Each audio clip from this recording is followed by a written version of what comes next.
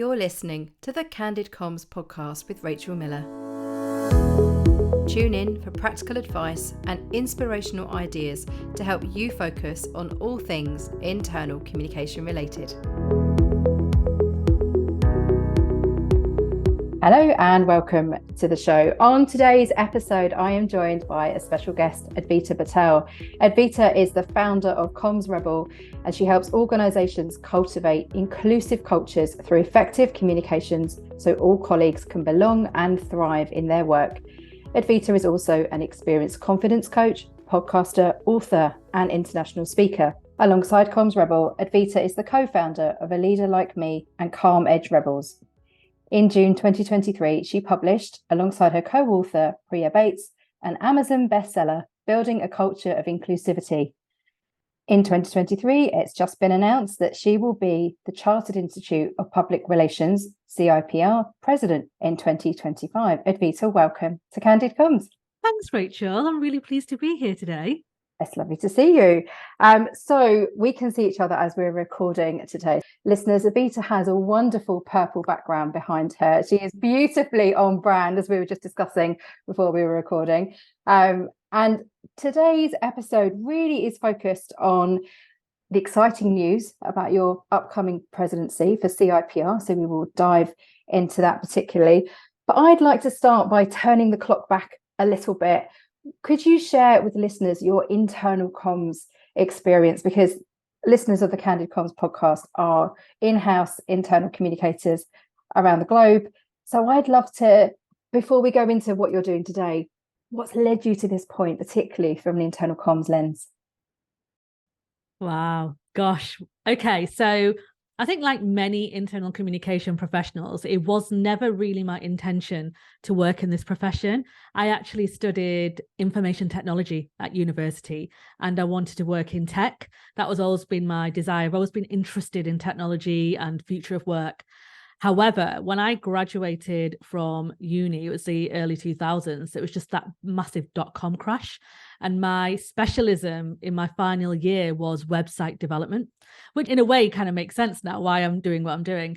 But I couldn't get a role. I just could not get a job at that time. And it was really hard for a woman in the north of England to work in technology. And it was told to me quite frequently that if I want to work in this space, then I either have to relocate and go and live in London or I have to pick something different. I did manage to get a job in IT eventually, and I just absolutely hated it. It wasn't what I expected it to be. It wasn't as creative as I thought it would be. First time in my entire career, I quit that job. It was a really toxic environment. And I think that was the first time I also realized that I never wanted to be in a position where I was stuck in an organization. I had really poor leaders in that place, and I wasn't really aware of what an office culture should be like because my parents never worked for anybody. They've always worked for themselves. So we never had those traditional conversations at home, what I deemed as traditional. I've now found out not everybody has that privilege either. So I never really understood anything about CEOs and CFOs and how the office etiquette should be. I just assumed it was the norm, the behaviors that I was experiencing. So I left that job, went off to Kenya for a few weeks to discover myself at the age of 23. And before I went to Kenya, I applied for an admissions officer position at university in Manchester. And I was offered an interview and I got that role. So I became an admissions officer.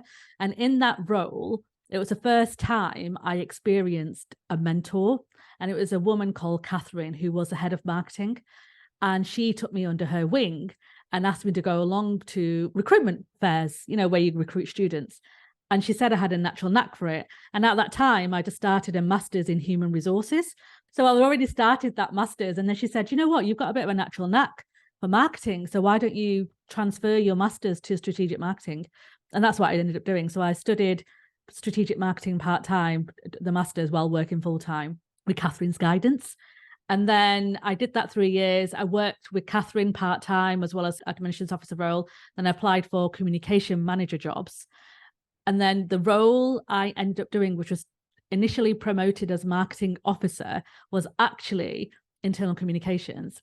And I believe it was around that time I connected with you, Rachel, on what was formerly known as Twitter. because I started trying to discover what internal comms was. I wasn't aware of the profession at that time.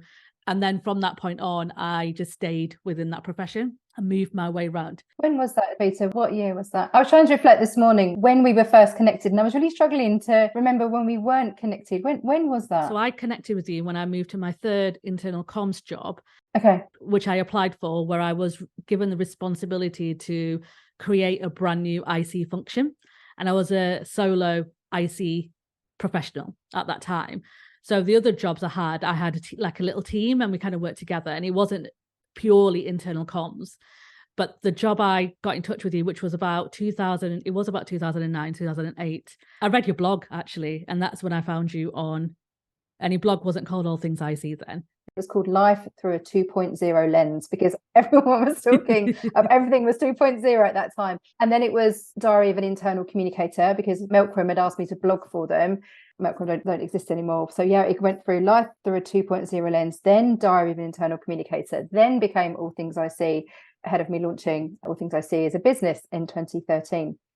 I think that's the beauty of internal comms, isn't it? You can find people who are working out loud, who are sharing their thoughts, who are blogging, and connect with each other. So thinking about that time, you were then setting up a function, you were setting up everything internal comms related in an organization. How exciting. It was, and it's terrifying as well. Of course. It's terrifying to be given that responsibility in an organization that was brand new to me.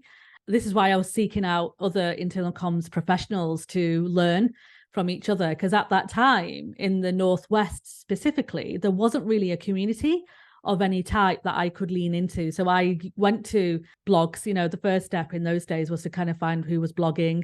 LinkedIn, I don't know if it was around. I can't remember being on LinkedIn. Yeah, it was, but it was very much, here's my online CV. I think I joined LinkedIn about 2007.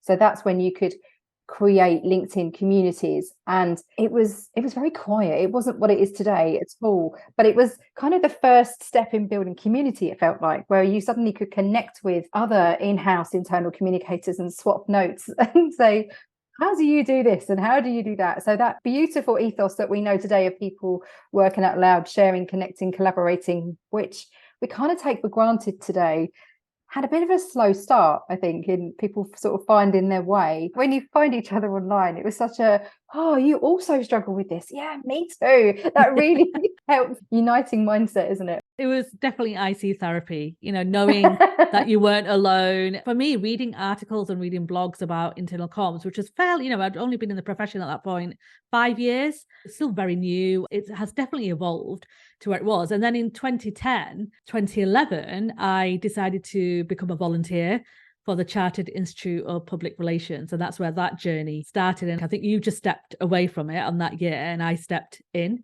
That was transformational for my career, joining the institute. Absolutely. I think I was pregnant with my twins when I moved away from CIPR inside. Let's do a bit of jargon busting. So CIPR is the Chartered Institute of Public Relations. It has nearly 10,000 members worldwide, and it's the world's only royal chartered body for PR practitioners, of which, of course, internal communication is part of the family of PR. And CIPR, I think, as a professional body and as a membership body, certainly I found it incredibly useful to be a member over the years and to volunteer. I know we're going to talk about volunteers in a moment. I think being part of that community and helping to shape the profession for other internal communicators was something that was really important for me, particularly when I was volunteering. If we think about your internal comms history to date, it's kind of led you to a point where you were working in-house. If I bring us up to date from in-house to where you are today, what did that look like from an internal comms perspective? So when did you decide to leave an in-house internal comms role? In 2018. I had a bit of a desire, I suppose, or a dream, if you want to call it that, but I never felt it was possible.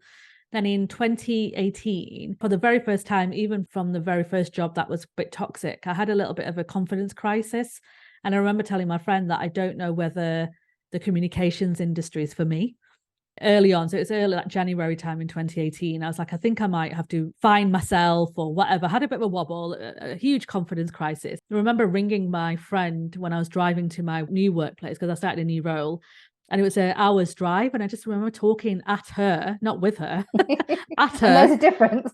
There is a difference. I remember talking at her for a whole hour. And when I got to work, I was exhausted. And when I sat in my car in the car park, I had a word with myself and I said, you've got the opportunity to make change happen. It's not on anyone else's watch. I thought, I can't carry on. I can't carry on my life in this way where I'm feeling uncertain about my future, where I'm not got confidence in my abilities. I worked hard to get to where I was by 2018. And at that moment, I realized that I needed to do something about confidence, not in sense confidence in my abilities, because I knew I was good at what I did, but confidence in the sense of going for what I wanted. So I started to research confidence and imposter syndrome and inner critic and self-esteem, and did everything I possibly could to find out what this word was and what it meant and why we felt it at certain times in our lives. And that's when I transitioned into a confidence coach, because I was already coaching anyway. Thanks to Catherine's mentorship in the early 2000s, I decided to train as a coach. And then I realized that actually I want to help others discover their confidence. Because I do feel, to the point we had before, Rachel, about loneliness and isolation, internal comms can be lonely, and especially as you get more senior in your role, you feel a bit left out. You're fighting all the time, sometimes in organizations, to be seen as a strategic function at that level, to be invited into conversations. You're balancing the yeses and the nos. You want to be helpful, but then you don't want anyone to take over. You're always trying to have to position yourself in such a way that it can be exhausting and it can be a bit lonely. And I realized that without meaning to, some leaders can knock the confidence away from you by undermining your decisions or not listening to what you have to say or not inviting you into rooms when they invite everybody else. And you have to continually push for that recognition. And I feel it's a little bit harder sometimes when you're underrepresented and a minority, because you are one of very few people in that space that look like you or has that support. So I realized that confidence played a big part in the way communication professionals and HR leaders and other leaders may want to position themselves in a leadership function as they grow in their career. I think the visibility of internal communicators is so high inside organizations. It's something that I speak about a lot, but you are incredibly visible, particularly if you're a team of one as well, where you are trying to work strategically and you're advising your board and CEO, and then you're also having to work tactically, because if you are a team of one, and I hate the phrase one-man band, I will never use that. You are an independent practitioner inside your organization. Comms friends, do not use the phrase one-man band. Yeah. And for me, I think you're right, that visibility brings with it some vulnerability, and it brings very often that lack of confidence if you are the only internal communicator inside your organization and you don't have that community to bounce ideas off. And certainly that's something that's really important to me and to my team at All Things I See, where we are supporting through schemes like the Inner Circle, where we're creating communities of people, particularly who are working independently, to come together and to support each other and nurture and advise each other so everyone can thrive, because you are incredibly visible inside organizations. Advita, let's turn to the publication of your book if we can. So your book, Building a Culture of Inclusivity. I'm going to define the terms around inclusivity, if I may, taking a quote from your book. So in Advita's book, she writes, inclusive internal communication enables powerful connections, demonstrates curiosity, and cultivates belonging through two-way engagement. This results in trusted, clear, and effective communication, allowing people to thrive in their work and impact organizational performance. I love that as a quote. I think that's gorgeous. I've actually quoted that in my book. I've quoted you and Priya in my book that's coming out. So thinking about your book, what prompted you to write it? Oh, goodness. It's such a funny story because I just finished reading Ruchika Tulsian's book called Inclusion on Purpose, an incredible book. So if anyone's interested in inclusive cultures outside of communications, then Ruchika's book is a fab starting point. We'll put it in the show notes. Yeah, I read Ruchika's book and then DM'd her on Instagram telling her how much of an impact it made on me, because her book is aimed at women of color specifically, because we're one of the largest minorities that are visible, who are sometimes not recognized in terms of their characteristics. So that's a bit of a mouthful. So basically what I mean by that is that if you have a disability, it can be hidden sometimes and you don't need to declare it. If you sexuality, you don't need to often declare it. Because of the intersectionalities of being a woman and being a woman of color, we often face more discrimination sometimes than other characteristics. So she decided to focus her book on women of color because she said, if you can address the challenges facing this minority group, then other minority groups will always benefit as well. So that's what I found quite interesting. What a powerful statement. Yeah, really powerful. So I messaged her and said, I really resonated with your book. It meant a lot. And she messaged me back, and she's like, thank you so much. I want more women to feel empowered and energized about some of the work they do in leadership. And her background was actually journalism. And she told me that. She goes, I started off my career in journalism. I've actually done some work in communication. So I completely understand some of the challenges that, the communication industry faces when it comes to work around equity, diversity, inclusion. We need more people to talk about it. And that kind of sparked an idea in my head. And I remember messaging Priya and said, I've got an idea. Let's have a chat and see what you think. And I got on a call with Priya and I said, I feel like we need to write a book about the work that we've been doing over the last few years around inclusion. And Priya's response was, no, I'm not interested. I don't want to write a book. How did you feel when she said oh no? My God. The thing is, Rachel, I can persuade people, and help them understand the contribution they may be making to our industry such a formal way. So I said to Priya, okay, let's do step by step, right? So we don't know if we're going to get a book deal or not. From what I hear from other authors, it can be tough and it needs to hit the market in the right way. It has to be something that is needed. So why don't we just do step by step? Let's put down our ideas and then we'll approach Kogan Page and submit it, and see what they say. And she was like, okay. On that day, actually, we just crafted, it took us an hour to craft our chapter synopsis. And then we submitted it thinking that we probably won't hear from them for months. 3 weeks it took. 3 weeks, they got in touch and we signed the contract. From the moment we submitted to the moment we signed that contract, it was just over 3 weeks. And Priya was like, wow, thanks, Advita. We now need to write a book. And they as you'll know, Rach, they've got very strict deadlines in terms of when the books need to be submitted. So they wanted us to start immediately. So we signed in June 2022 and we finished writing the book, similar timescales to you, in early December 2022. And people are like, how did you write a book in 5 months when you're running a business? I was like, I'm not going to lie, it's not easy to write a book. We wanted to go with Kogan Page specifically because they are very focused on deadlines. And if we don't have those deadlines against the deliverables, we know we probably wouldn't have done it, because it is undertaking writing a book. And especially when you're writing about equity, diversity, and inclusion on a global scale, because we wanted to make sure that we had the right data, facts, the policies, the legal elements of it, all of that from a global perspective. It is tough, right? And we never wanted to take anyone down a different path that's incorrect or misinformation or disinformation or anything like that. So we were even more focused on making sure that we had our sources accurate and we were quoting and connecting people to resources that were true,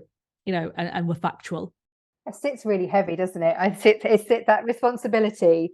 I think I'm really resonating with what you're saying. It felt everything we do as communicators anyway, we have to be credible, accurate, reliable. We're fact checking, we're sourcing, whatever we're doing in-house or as consultants, you're double checking everything all the time. And even though I've written a blog for 14 years, when you know your words are going to be in a book, it makes you triple check, not just double check. And especially when you're quoting something that's like communications element of the book was great. So we knew that the comms due diligence was going to be spot on. To your point, we're extremely experienced in that, right? We do it all the time. It was the equity, diversity, inclusion part that we were like, are we quoting the right resources here? Can we just double check, triple check, make sure the sources are accurate, then double check the source, especially with stats? Like, has somebody just made that stat up? Oh, it was a big undertaking, but one of the best things, and Priya will say this now as well, it's one of the best things we've ever done for ourselves, but also we believe for the industry. The feedback we've had from that book has been incredible. And we're just in awe of the decisions people have made in terms of building more inclusion based on the suggestions and recommendations we've given in the book. That's something to be super proud of for the pair of you. I'm really proud of you. It's for me to be proud of you, but I just seeing what you're doing, I think, in these really visible roles that we have inside organizations, when you're trying to advise and guide your organization in the right way, I think to have access to really solid, robust, researched content that you can pick up and have at your fingertips, and then make informed decisions inside your organizations that help your employees to thrive. Incredible. I think that's such an important thing to be able to do, and I applaud you for doing it. I think it's wonderful. I think the body of work that you and Priya are doing is to support and nurture and guide organizations, and particularly communicators as well, as we try and navigate through with stakeholders and understand what it means to communicate in a really inclusive way. Brilliant. Hats off to you.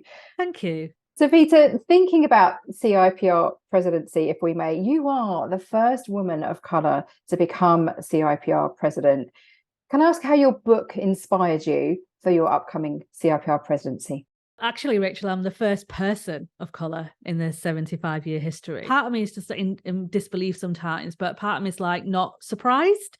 The industry isn't known for its diversity of colour. The reports that the Chartered Institute of Public Relations has done before, and then the other membership institutions as well, demonstrates that the industry is probably 94%, I think, white, and the remaining percent of other minority groups. So it's not a surprise, to be honest. But the reason I wanted to step into the presidency role was I always believe that you need to lead by example. And I don't want to be the first and last. I want to help inspire anyone who feels that they may not belong or may not feel included in that industry to have hope. And Priya and I both say that we need to have hope over fear. The work that we do around inclusion, the work that we do around equity and diversity, and outside of that, right, the work we generally do to help make sure that our colleagues feel that they are adding value in some way and feel that their contribution means something. And as internal communication professionals, we're responsible for helping them do that. I wanted others to see me in that position and go, I'm going to put myself forward for that. I know I can, and I know I will, and this is Candid, Candid podcast, but I've had a very turbulent relationship with the institution over the last decade I've been volunteering. Some peppered in frustration and annoyance, others, the lack of progression in some of the work that we do. And I have definitely seen a marked improvement in how they are working to improve the accessibility of the profession and ensure that people, no matter what their demographic or background is, feel included in the conversation. And I realized that I wanted to lead an institution like that and represent the members and take it to the next level. And that's the reason I wanted to kind of step into that role. And I never really, if I think back to myself in 2018, I was vice chair at that point for the Inside group. I suppose, again, it was a little dream of mine to be president one day, but never felt I belonged. Did you feel that at the time? Is that something that you had an inkling that, yeah, but you didn't feel like you belonged? Why was that? I never saw anyone like me at the board meetings, right? So the CIPR board meetings, there were people who were so far removed from my reality that I never really thought I could ever be in those board rooms. But thanks to the community around me and the support that I had around me, it gave me confidence to keep on pushing forward for change and putting myself in positions that other people may not have felt was for them. But I thought I need to kind of break that concrete ceiling that sometimes exists and not feel that I can't be there or have a voice in some way. When I decided to stand for board in 2019, it was because of my community. We spoke about the isolation and the loneliness before. Once I started to work on myself and develop myself a little bit more, I invested in a coach, a mentor, the confidence stuff started to peak. I set up a community called the Comms Hive. I know I've shared with you, very kindly blogged about it at that time. Thanks to that community and the words of encouragement, it allowed me to kind of put myself out there and know that I'll always have people behind me applauding and championing and speaking about me in rooms where I may not have a voice at that time. And that's why I ended up becoming a board member for the Chartered Institute of Public Relations. And then this year, I thought, you know what, why not? Now, I actually received a text message from a couple of women who are part of my Leader Like Me community, which is a business that Priya and I own together. And they messaged me because they've been to the Chartered Institute Public Relations AGM. They've been talking about presidency, and we would love to see you in this role. No pressure. No pressure at all. And it was thanks to them. So even though that we've been helping them to build their confidence and community and support, it's a two-way street. And the absolute support they give me and to Priya when we did the book and the work that we do means an incredible amount. So it's thanks to the community really that I felt I could do that and put myself forward. And I'm really looking forward to getting stuck in to the president-elect and then presidency. I'm sure that they're going to be rolling their eyes. I've already started to question certain things already. Have you? Good on you. Being a positive disruptor.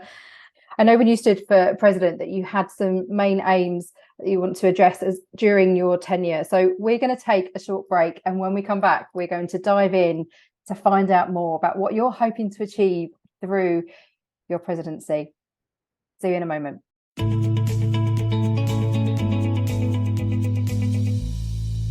Candid Comms is brought to you by All Things IC. My brilliant team and I offer consultancy, training and mentoring to help you thrive in your internal communication role. You can choose from online learning, in-person and bespoke courses. Topics range from measurement to strategy and how to be an internal communicator. See allthingsic.com for more information and use the code CandidComms at the checkout to save 10%. If you're struggling with your internal communication, help is at hand. We can mentor you, conduct audits, advise on your channels, and much more. Contact us via hello@allthingsic.com and we'll talk it through together.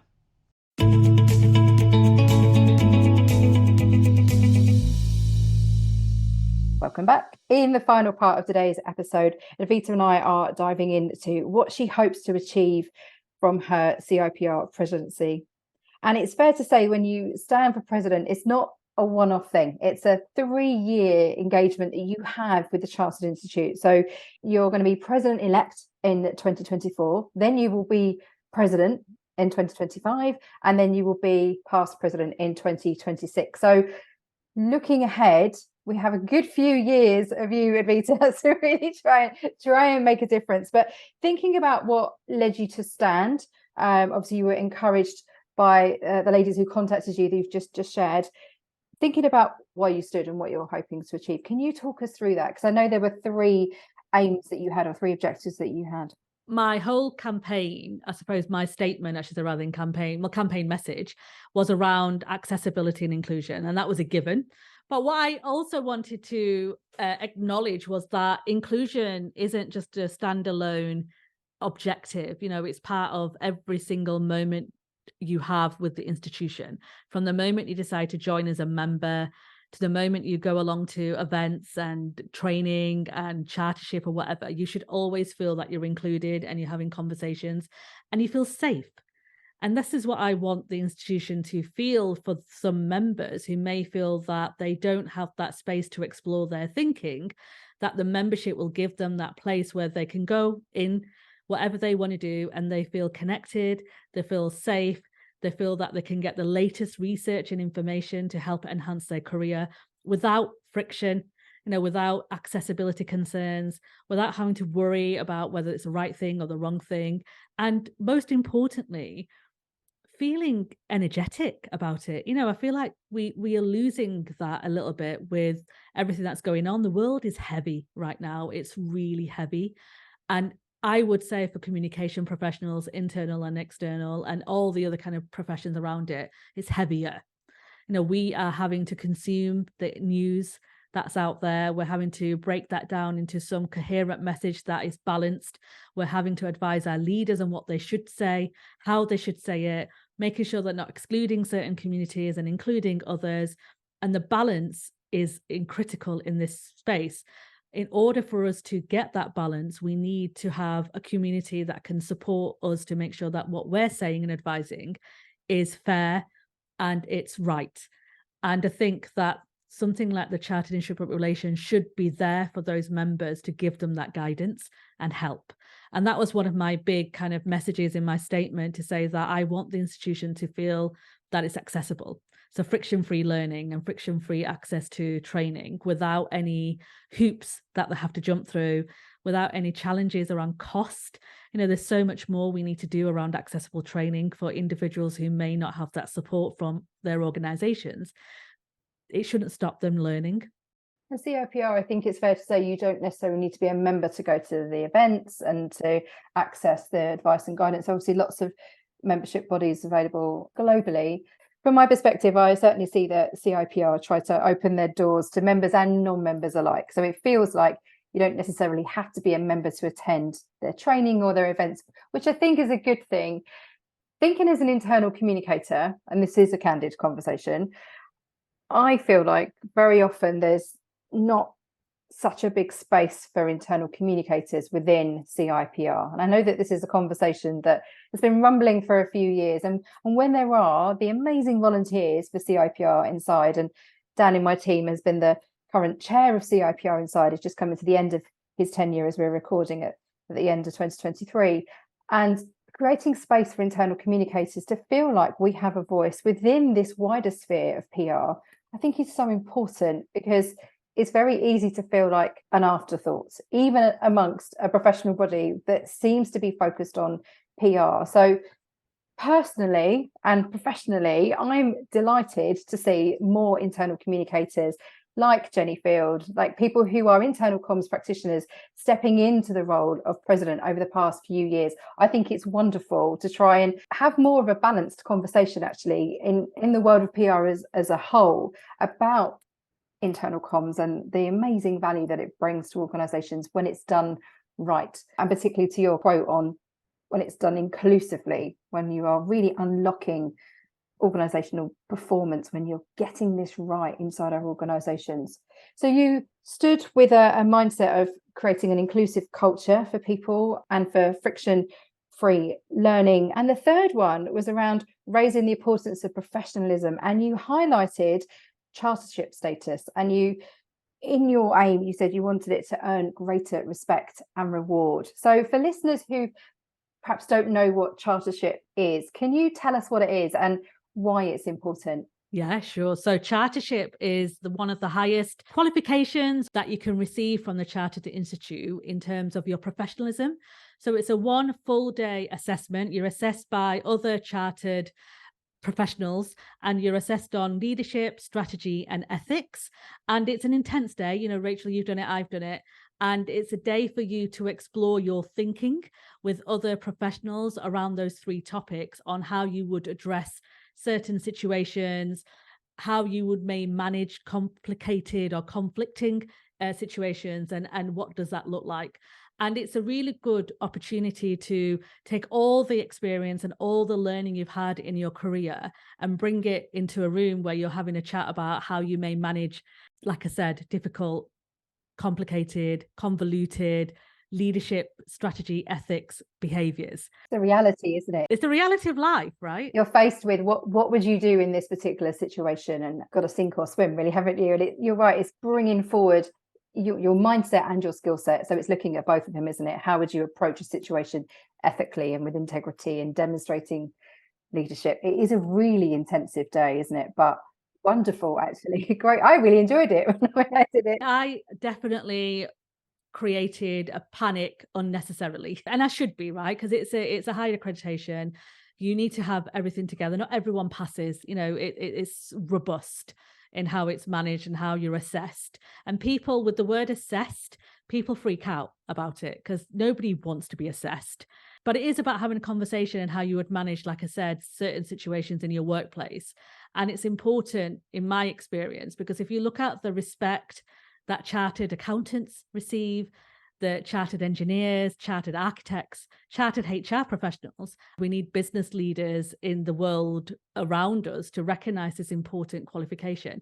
Of course, we need to do more around it in terms of making sure that, you get a review every couple of years, potentially, so you can track whether you're staying on top of your profession. We should be able to question and quiz people who've got chartership to make sure that they are not just using it as something and then keep it for 10 years. There's different things that we need to do to make sure it stays relevant. But we also need the professional world, the leadership world, the CEOs, the CFOs, all those individuals that we are working with to recognize it as a accreditation that's important. And we need to get them on our side for it to be seen as a viable qualification. And that's the reason I think some professionals, communication professionals, believe that it's not important, because no one ever asks for it. You know, when you apply for opportunities, I mean, we both work as consultants. I don't think I've had any client ever say to me, "Oh, are you chartered?" Because they don't know. I think it's true, isn't it? So my whole team are chartered. So Dan, Caroline, and I are obsessed with professional development. I think it's fair to say, because we value it. The more that you improve, the more that you develop yourself professionally, the better you can serve clients and comms friends. I feel I place huge importance on it. I mentioned volunteers earlier, and I really wanted just to ask you to share your thoughts on volunteers, because we talked about CIPR Inside earlier, and we were both volunteers as part of that community, which is a volunteer-led community for internal communicators to create advice and guidance for others, really. I think it's fair to say members and non-members alike. So thinking about that volunteer community, can you talk about why you think volunteers are important? They're the crux of the organizations, you know, the memberships particularly, and CIPR wouldn't exist without the volunteers. You know, we need volunteers for various reasons, but one of the biggest reasons for me is the diversity of thought that they bring into the profession. You know, the board are there and the council are there. That's the kind of structure they have with volunteers. But we need the group chairs, we need the regional volunteers to help us keep on top of the progression that's happening in the industry. And if we don't have that cognitive diversity around us, then we'll just stay static. And the volunteers bring a level of experience that we wouldn't be able to do by a very small number of folks. You know, the HQ at CIPR are incredible. You know, the staff members who work there are fantastic. But would they be able to do the things that they do without the volunteers in terms of experience and seeing what kind of conferences we should be hosting, what type of training should we need? No, not in a million years. I've had a few volunteers get in touch with me since my announcement to say that a little bit of energy has gone from volunteering. And I think from the pandemic and the pressures that we're under right now in our workplace, balancing hybrid and balancing family life and trying to just figure things out, the volunteering sector is struggling. And I don't blame individuals from stepping away from that, because it is a lot to take on. What I want to try and do in my presidency year and even beyond that is to bring a little bit of energy and a bit of lightness into that role. You know, we should be able to go into a committee meeting and have a little bit of fun. We should be able to have a little bit of energy. We should be able to challenge without fear. We should be able to go into and explore different ways of working and be more creative and feel excited about it. You know, we sometimes in the workplace, we're kind of stuck in delivering what we need to deliver. Being able to go into a space like a volunteer role where you can explore different ideas and different creativity and take it back into the workplace to bring that energy in your workplace is quite powerful.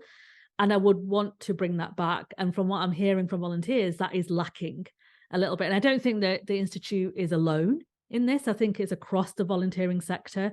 From the friends that work in the volunteering sector have similar experiences. So I feel that we definitely need to do more. I want it to be, again, theme inclusive. I want people to not worry about, am I the right fit? I hate that term. You know, it's all about, are you the right addition? You know, are you the right addition? Do you have the same desires in taking the profession forward? Are you passionate about professional development? Do you want to learn from others and share? Because it's give and take, right? This kind of role. And that's what we're looking for. So if anyone is listening who thinks, I would love to volunteer, I've got an interest in it, but I don't really know where to start, then please DM me. DM me on LinkedIn and let's get you like sorted with one of the committees or regions. There's so many different things you can get involved in. I never want anyone to think, I don't think I can belong in that space. I don't think it's for me. I want you to ask the question. I want you to get in touch with myself or the regional chairs and let's have a chat. I think that's important. I think that's important too. I love that. Thank you. I think with any professional membership, you get out what you put in. So if it feels like you're part of a membership body, and there are many, there's the Institute of Internal Communication, International Association of Business Communicators, Public Relations Society of America, all the acronyms, PRII as well in Ireland. There's so many incredible networks around the globe supporting internal communicators. So I think always for me, that mindset is you get out what you put in. So if you feel like you want to have a really good membership of any of those organizations, I think being able to put yourself forward is really important. So I echo that. If you are worried about volunteering, or you feel like, is there a space for me, create the space and be bold to put yourself forward. If you've got gifts to share, which everybody has, take Advita up on that.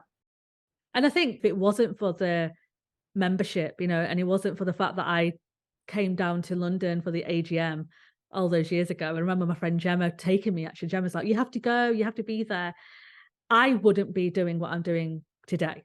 I wouldn't be talking with you today. I wouldn't have written a book. I wouldn't have started my business. And the institution and the people that I met, Jenny Field and Trudy Lewis are two of my very, very good friends. And I wouldn't have met them if it wasn't for the membership. I wouldn't have met you if it wasn't for the profession itself. And it's a really powerful place to be in terms of building a community and connection. And even though, like I said, there's been turbulent times and there's been times where I've been frustrated, it's one of the best things I've ever done for my career. And I will ever be grateful for the support of those individuals who make the membership what it is today. It's the volunteers that make it. And it's important that everyone who wants to have access has access to it. Marvellous. Advita, thank you so much for spending time with us today on Candid Comms. It's been a pleasure to listen to you talk with such passion about the years ahead and what you're hoping to achieve. And if people want to keep in touch with you, where's the very best place to find you online? On LinkedIn or on Instagram. One of the best bits of having a unique name is you normally can find me quite easily. Marvellous. Advita, thank you so much for your time. I will include all of Advita's social links in the show notes at allthingsic.com/podcast in the show notes for this episode. Advita, thank you for your time today. Thank you for having me, Rachel. I hope you found this episode useful. As ever, I love hearing from you. You can find me online. Why not look me up, Rachel Miller, on LinkedIn. I'm Rachel All Things I See on Instagram. Or why not send me a message via the website hello@allthingsic.com. I'd love to know what you are taking away from this episode and what you hope to do differently as a result of listening to Candid Comms. And remember, what happens inside is reflected outside. See you again soon.